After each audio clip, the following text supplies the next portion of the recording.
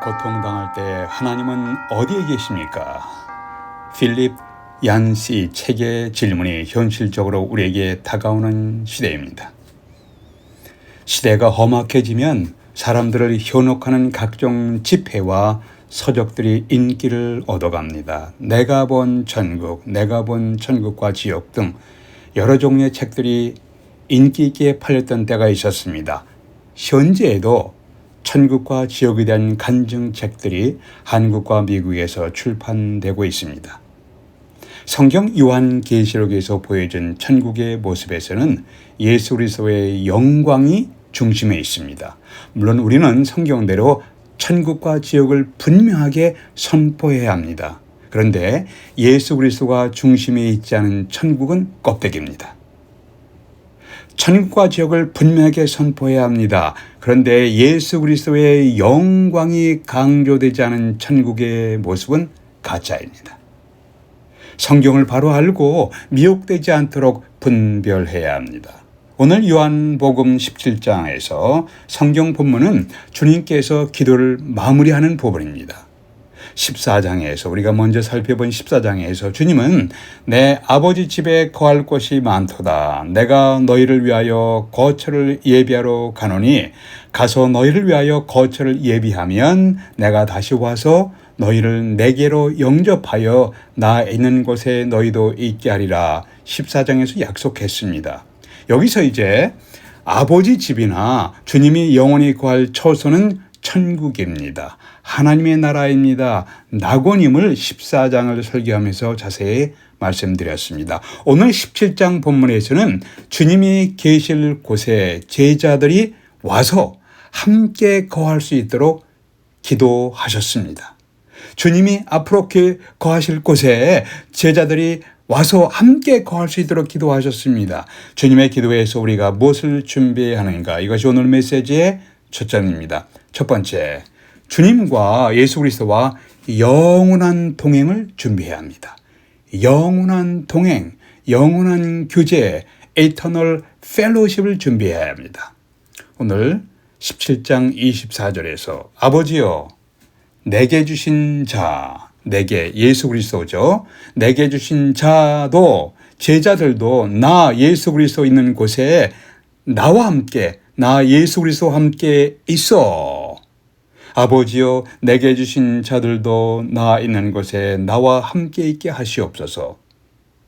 주님을 믿고 영접한 제자들이 주님이 계신 곳에 영원히 함께 있게 될 것입니다. 주님은 이미 14장에서 내 아버지 집에 거할 것이 많도다. 가서 너희를 위하여 거처를 예비하면 내가 다시 와서 너희를 내게로 영접하여 나 있는 곳에 너희도 있게 하리라고 하셨습니다.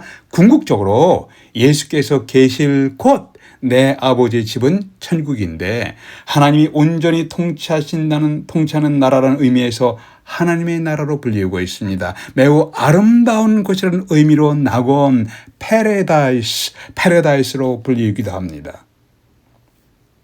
다윗은 마음을 다해 천국을 소망했습니다. 시편 16편에서 주의 앞에는 충만한 기쁨이 있고 주의 오른쪽에는 영원한 즐거움이 있나이다. 시편 23편에서도 내 평생의 선하심과 인자하심, 여기 선하심과 인자하심은 하나님의 선하심과 인자하심이에요. 내 평생의 하나님의 선하심과 인자하심이 반드시 나를 인도하시리니 내가 여호와의 집에 영원히 살리로다. 다윗은 영원한 집인 천국에 거주할 것을 확신하며 소망했습니다. 바울도 천국을 소망했습니다. 빌립보서 1장에서. 나에게는 이 세상을 떠나서 그리스도와 함께 있는 것이 훨씬 더 좋은 일이다. 그러나 내가 육신에 있는 것은 너희를 위하여 더 유익하기 때문에 내가 육신에 있는 것은 너의 유익을 위해서 너희를 위해서 너희가 더 유익하기 때문에 내가 이 땅에 머물러 있는 것이다라고 말씀했습니다. 우리는 이 세상에서 주님 믿고 따라가지만 주님이 주시는 부분적인 즐거움이 있습니다. 만족이지만 부분적 만족입니다. 사랑을 경험하지만 부분적인 경험입니다. 그러나 천국에서는 온전한 즐거움, 더 이상 다른 것을 바랄 것이 없는 충만한 만족, 풍성한 사랑으로 충만한 곳입니다. 그래서 다윗도 바울도 천국을 사모했습니다. 우리가 지금은 거울로 보낸 것 같이 희미하나 그때는 얼굴과 얼굴을 대하여 볼 것이요. 지금은 내가 부분적으로 아나 그때는 주께서 나를 아신 것 같이 내가 온전히 알리라. 고린도전서 13장에서 바울의 증언입니다.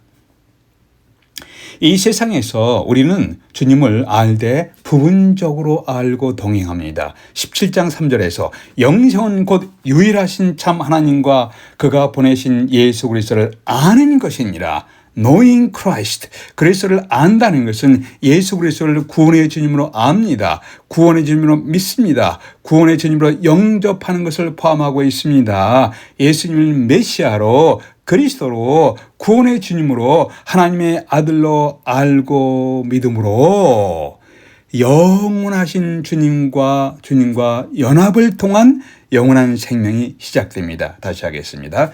우리는 예수 그리스도를 메시아로 믿습니다. 구원의 주님으로 받아들입니다. 그리스도로 받아들입니다. 하나님의 아들로 알고 믿음을 통해서 영원하신 주님과 연합돼요.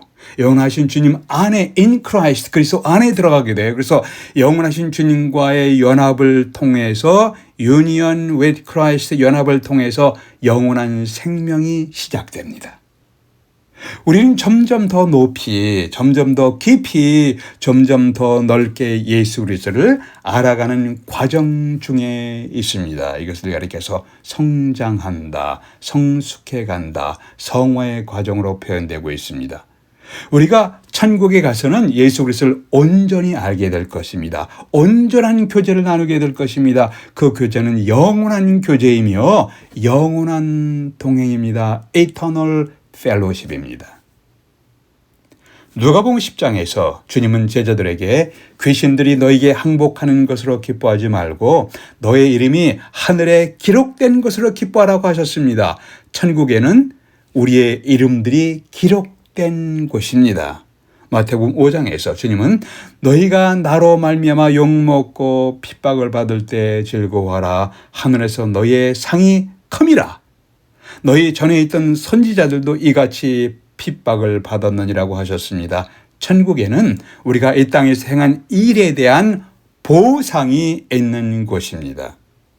천국에서는 우리가 예수 그리스도와 영원한 친교와 영원한 동행을 하게 될 것입니다. 그런데 이 땅에서부터 우리는 주님과 어떻게 함께하며 어떻게 친교하며 어떻게 동행해야 합니까? 그것은 하나님의 감동으로 기록된 성경 말씀과 함께하며 말씀과 함께 동행하며 성경 말씀과 함께 교제함을 통해서 주님을 좀 더 넓게 좀 더 깊게 주님을 알아가며 좀 더 높게 예수 그리스도를 알아가며 더 깊게 교제함을 경험하게 되는 것이에요. 여러분은 성경 말씀과 함께 동행하기를 힘쓰고 있습니까? 나는 성경 말씀을 통해서 성경 말씀과 함께 하면서 예수님을 좀 더 넓게 알아가고 있는가? 좀 더 깊게 주님과 교제하고 있는가? 좀 더 높게 그리스도를 알아가면서 동행하고 있는가? 여러분 자신에게 질문해 보십시오. 오늘 17장 본문에서 주님이 계실 곳에 제자들이 와서 또 앞으로 미래의 제자들이 와서 함께 거할 수 있도록 기도하셨습니다. 우리가 준비할 것은 무엇인가요? 첫 번째는 영원한 동행, 영원한 친교, Eternal Fellowship을 준비하십시오. 두 번째는 주님의 영광을 바라볼 준비를 하십시오. 24절 보세요. 24절에서 내게 주신 나의 영광을 그들로 보게 하시길 원하옵나이다. 기도하신 거죠. 내게 주신 예수 그리스도에게 주신 나의 영광을 그리스도의 영광을 그들 현재 제자들과 먼 미래의 제자들로 보게 하시기를 기도하옵나이다. 이런 의미예요. 그 당시와 미래의 제자들이 예수님의 충만한 영광을 바라볼 수 있게 되기를 기도하셨습니다. 요한복음 1장에서 하나님의 말씀이 육신이 되어 우리 가운데 거하심에 우리가 그의 영광을 보니 아버지의 독생자의 영광이요 은혜와 진리가 충만하더라. 하나님의 말씀이 육신이 되셨습니다. 예수 그리스도이죠. 우리가 그 예수 그리스도의 인간의 되심 의미인데 우리가 그 예수 그리스도의 영광을 보니까 아버지 독생자의 영광이 은혜와 진리가 충만하더라. 주님은 영광의 주님이셨는데 이 땅에서 제자들이 주님의 영광을 제대로 알지를 못했고 바라보지도 못했습니다. 천국에서는 온전하게 그리스도의 영광이 나타나게 될 것입니다. 요한계시록에서 천국의 새 예루살렘을 묘사하면서 예수 그리스도를 묘사하는 어린 양이란 문구가 반복해서 등장합니다. 요한은 예수님을 바라볼 때 이렇게 외쳤죠. 세상 죄를 지고 가는 하나님의 어린 양이로다. 요한복음 1장입니다. 예수님을 하나님의 어린 양으로 묘사했습니다. 요한계시록에서도 21장 22장에서 그 성에는 해나 달의 비침이 쓸데없으니 이는 하나님의 영광이 비치고 그 다음에 어린 양이 그 등불이 되심이라. 어린 양 누굴 가리킵니까? 예수 그리스도가 그 등불이 되심이라. 어린 양의 생명책에 어린 양 예수 그리스도의 어린 양 대신 예수 그리스도의 생명책에 기록된 자들만 그곳에 들어가리라.